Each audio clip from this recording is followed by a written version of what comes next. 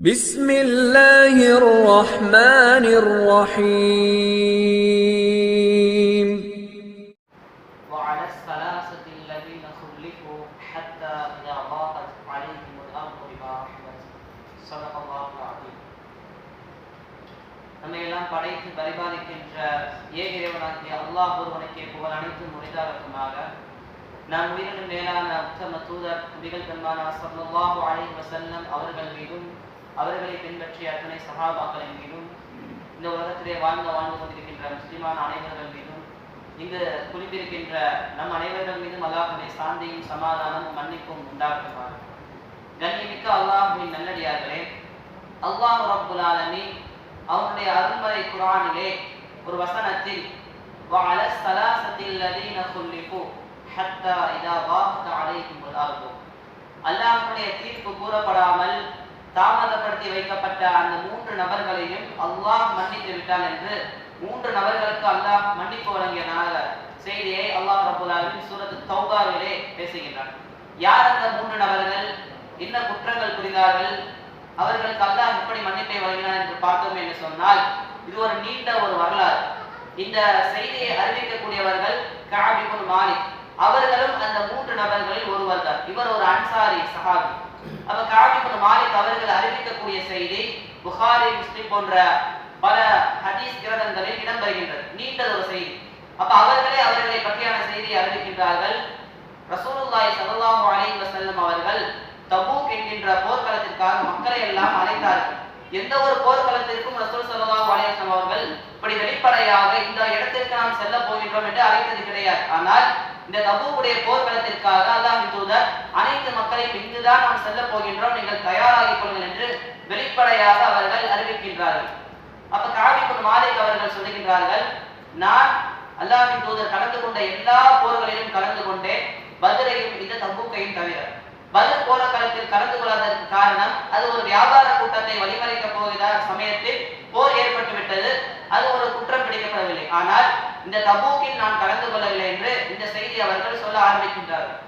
அப்ப ரசூல் ஸல்லல்லாஹு அலைஹி வஸல்லம் அவர்கள் இந்த போர்க்களத்திற்காக வெளிப்படையாக அறிவிப்பு செய்யும்போது அந்த கால சூழ்நிலை எப்படி இருந்தது என்று சொன்னால் கடுமையான ஒரு வெயில் காலமாக இருந்தது. இந்த அளவுக்கான ஒரு வெயில் காலம் என்று சொல்லப்படுகிறது. அப்ப கடுமையான வெயில் காலத்தில் தான் அரபு நாடுகளில் அவர்களுடைய பேரிச்சம்பழங்கள் அறுவடை காலமாக குலைகளாக தொங்கிக் கொண்டிருக்கின்றது, அறுவடையுடைய காலம். அப்ப கடுமையான வெயில் காலத்தில் பேரித்த மரங்கள் அறுவடைக்காக தயாராகி இருக்கக்கூடிய சூழ்நிலையில் பல மைல்கள், சுமார் 500க்கும் மேற்பட்ட மைல் தூரத்தில் சென்று போர் புரிய வேண்டும் என்று ரசூல் ஸல்லல்லாஹு அலைஹி வஸல்லம் அவர்கள் அழைக்கின்றார்கள். அப்போ ஒரு இக்கட்டான சூழ்நிலை தான். இந்த இடத்துல அறுவடைக்கு தயாராகி இருக்கின்றது, கடுமையான வெயில் காலம், பல மைல்கள் தூரம் சென்று அந்த போர்க்களத்தை சந்திக்க வேண்டும் என்று ஒரு இக்கட்டான சூழ்நிலை தான். ஆனால் சஹாபாக்கள் அல்லாஹ்வுடைய தூதருக்கு கட்டுப்பட்டு தயாராகி கொண்டே இருக்கின்றார்கள். இந்த கஅப் இப்னு மாலிக் அவர்களும் நாம் தயாராகிக் கொள்ளலாம், நம்மை தயார்படுத்திக் கொள்ளலாம் என்று அவர்கள் சற்று அசட்டையாக மனிதனுக்கு ஏற்படக்கூடிய பொடுபோக்குத்தனத்தின் காரணமாக இதோ தயாராகிக் கொள்ளலாம், நாளை தயாராகிக் கொள்ளலாம் என்று அவர்கள் தாமதப்படுத்திக் கொண்டே இருக்கின்றார்கள். இறுதியாக ரசூல் ஸல்லல்லாஹு அலைஹி வஸல்லம் அவர்கள் படையோடு அவர்கள் செல்ல ஆரம்பித்து விட்டார்கள். அப்பொழுதும் கூட கஅப் அவர்கள் நினைக்கின்றார்கள், இதோ நாளை நாம் கிளம்பிவிட்டோம் என்று சொன்னால் கூட அவர்களோடு சேர்ந்து கொள்ளலாம் என்று இன்னும் தாமதப்படுத்துகின்றார்கள். அப்ப கஅப் அவர்கள் சொல்லுகின்றார்கள், நான் தினமும் போவேன், என்னுடைய ஆயுதங்களையும் என்னுடைய வாகனங்களையும் தயார் செய்வதற்காக தான் நான் போவேன், ஆனால் இதோ பார்த்துக் கொள்ளலாம் என்ற அசட்டையாக நான் மீண்டும் அப்படியே வந்து விடுவேன். இப்படியாக ஒரு நாள் நபி ஸல்லல்லாஹு அலைஹி வஸல்லம் அவர்களும் அவருடைய தோழர்களும் ஒரு சில மைல்களை தாண்டி விட்டார்கள் என்கின்ற செய்தி எனக்கு கிடைத்தது. அப்பொழுதுதான் நான் உணர்ந்து கொண்டேன், இனிமேல் நம்மால் அந்த போர்க்களத்திற்கு செல்ல முடியவில்லை, நாம் இந்த போர்க்களத்தை விட்டு பின்னடைந்து விட்டோம், நாம் போகவில்லை என்கின்ற செய்தியை உணர்ந்து விட்டு மிகவும் கவலைகள் ஆரம்பித்தேன். அப்ப கஅப் அவர்கள் சொல்லுகின்றார்கள், நான் அப்படியே மதீனாவில் உலா வர தொடங்கினேன். நான் பார்ப்பவர்கள் எல்லாம் யாராக இருந்தார்கள் என்று சொன்னால் நபி ஸல்லல்லாஹு அலைஹி வஸல்லம் அவர்கள் 70,000 சஹாபாக்களை கூட்டிவிட்டு சென்று விட்டார்கள். அப்ப கஅப் ரலியல்லாஹு அன்ஹு அவர்கள் சொல்லுகின்றார்கள், நான் மதீனாவிலே அப்படியே வலம் வரும்போது யாரையெல்லாம் பார்க்கிறேன் என்று சொன்னால் போர்க்களத்திற்கு விதிவிலக்கு அளிக்கப்பட்ட நபித்தோழர்களை பார்த்தேன். வயதானவர்கள், குழந்தைகள், வாகன வசதிகள் இல்லாதவர்கள், இப்படியானவர்களை தான் என்னுடைய கண்களில் பார்த்தேன். இன்னும் சில முனாஃபிகளை தான் என்னுடைய கண்களில் பார்த்தேன். என்னை போன்ற திலகாத்திரமான நல்ல சூழ்நிலை இருக்கக்கூடிய எந்த ஒரு மனிதரையும் நான் பார்க்கவில்லை. நான் அப்பொழுது ரொம்பவும் என்னை கவலைப்படுத்திக் கொண்டேன் என்று அவருடைய கவலையுடைய விஷயத்தை சொல்லுகின்றார்கள். அப்ப அதையும் சொல்லிவிட்டு நான் கலந்து கொள்ளவில்லை என்பதை ரசூல் ஸல்லல்லாஹு அலைஹி வஸல்லம் அவர்கள் அறிந்து கொள்ள முடியாது. காரணம் 20,000 சஹாபாக்களை கூட்டி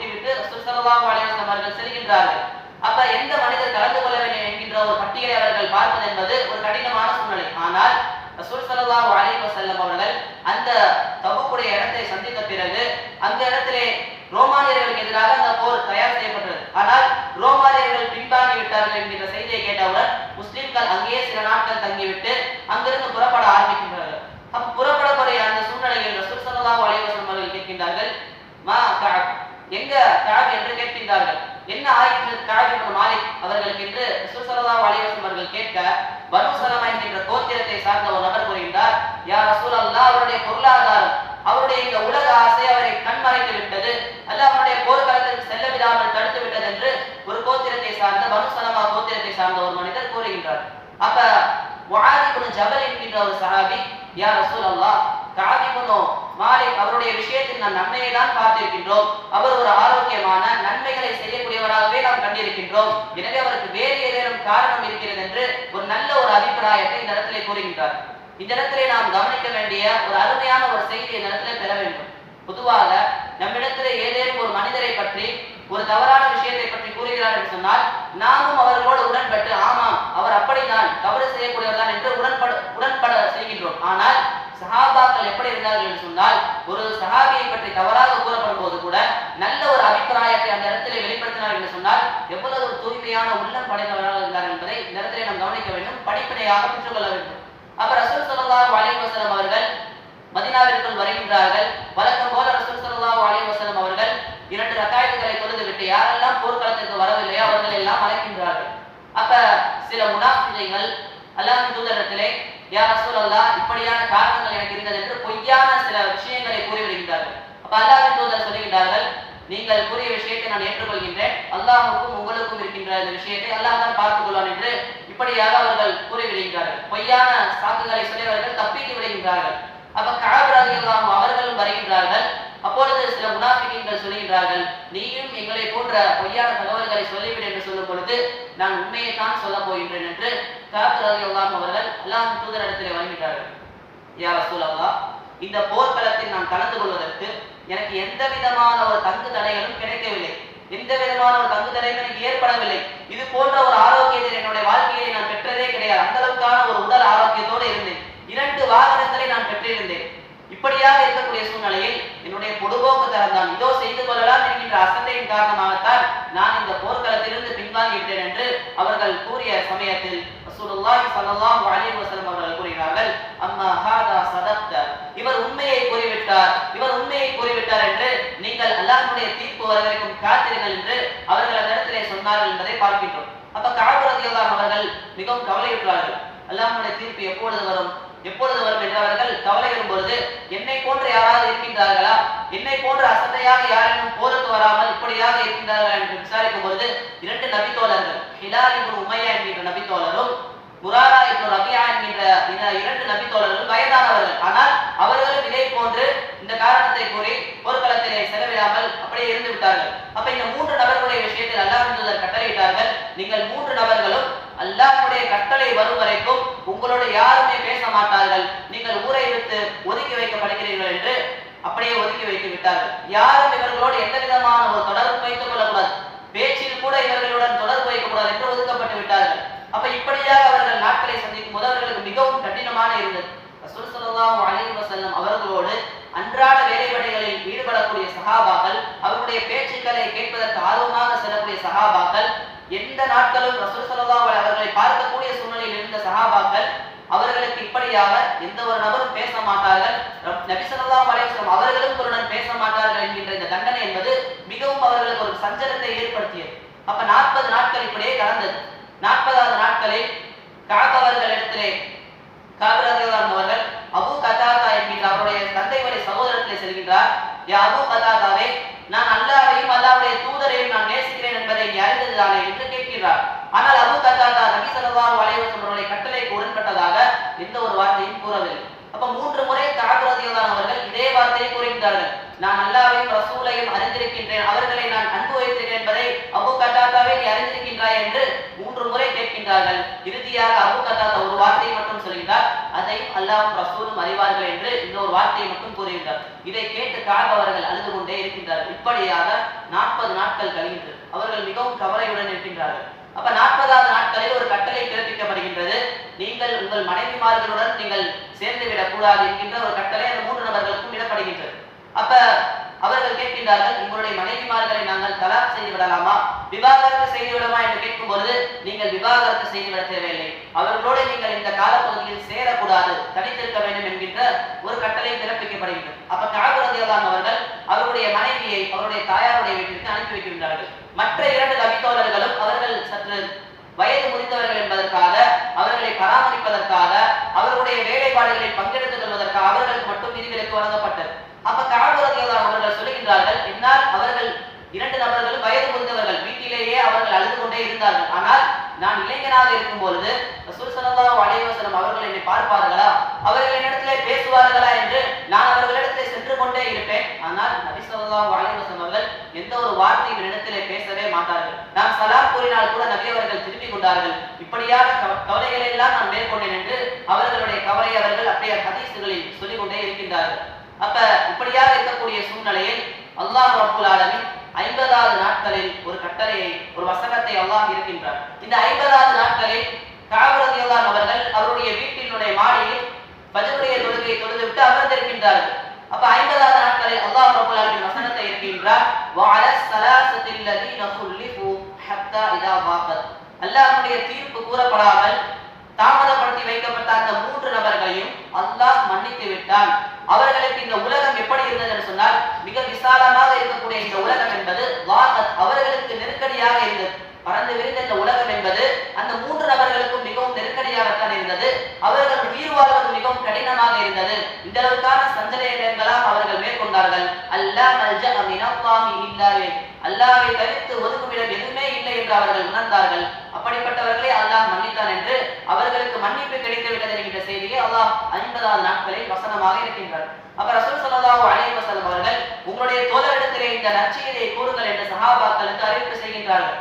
அப்ப பாருங்கள், இந்த செய்தியை கூறிய மாத்திரத்தில் பல சஹாபாக்கள் போட்டி போடுகின்றார்கள். காரணம், எங்களுடைய தோழர்களை அல்லாஹ் மன்னித்து விட்டானே, அவர்களோடு 50 நாட்கள் நாங்கள் பேசாமல் இருந்தோமே, இதோ பேசுவதற்கு ஒரு நல்ல வாய்ப்பு கிடைத்து விட்டது என்று போட்டி போட்டு இந்த செய்தியை யார் அவரிடத்திலே முதலாவதாக கொண்டு போய் சேர்வது என்று போட்டி போடுகின்றார். அப்ப ஒரு நபி தோழர் என்னிடத்திலே என்னுடைய சப்தம் என்பது அதிகமாக இருக்கும், நான் உரத்த குரலில் இருப்பதனால நான் மலையின் மேல் ஏறி நின்று அவர்களுக்கு நற்செய்தியை கூற ஆரம்பித்தேன். இன்னொரு சகோதரர், இன்னொரு சஹாபி கூறுகின்றார், என்னிடத்திலே மிகவும் வேகமாக விரையக்கூடிய ஒரு குதிரை இருந்தது, அந்த குதிரையை எடுத்துக்கொண்டு நான் விரைந்தேன். நான் தான் முதலாவதாக கஅப் அவர்களிடத்திலே சென்று இந்த நற்செய்தியை கூறினேன். கஅபே அபிஷிர் யா கஅப், நான் உன்னிடத்திலே உங்களுடைய பாவங்களை அல்லாஹ் மன்னித்து விட்டான் என்கின்ற இந்த வசனத்தை கூறிய சமயத்தில் கஅப் ரலியல்லாஹு அவர்கள் அப்படியே இந்த விஷயத்தை கேட்ட மாத்திரத்தில், அல்லாஹ் என்னை மன்னித்து விட்டாரா என்கின்ற இந்த நற்செய்தியை கேட்ட மாத்திரத்தில் அப்படியே சுஜூதிலே அவர்கள் வீழ்கின்றார்கள். அப்படியே சுஜூதிலே அவர்கள் படிக்கின்ற சமயத்தில் நாம் இந்த இடத்திலே படிக்க வேண்டிய பாடம் என்னவென்று சொன்னால், நமக்கு ஒரு நற்செய்தி கிடைத்தது என்று சொன்னால்,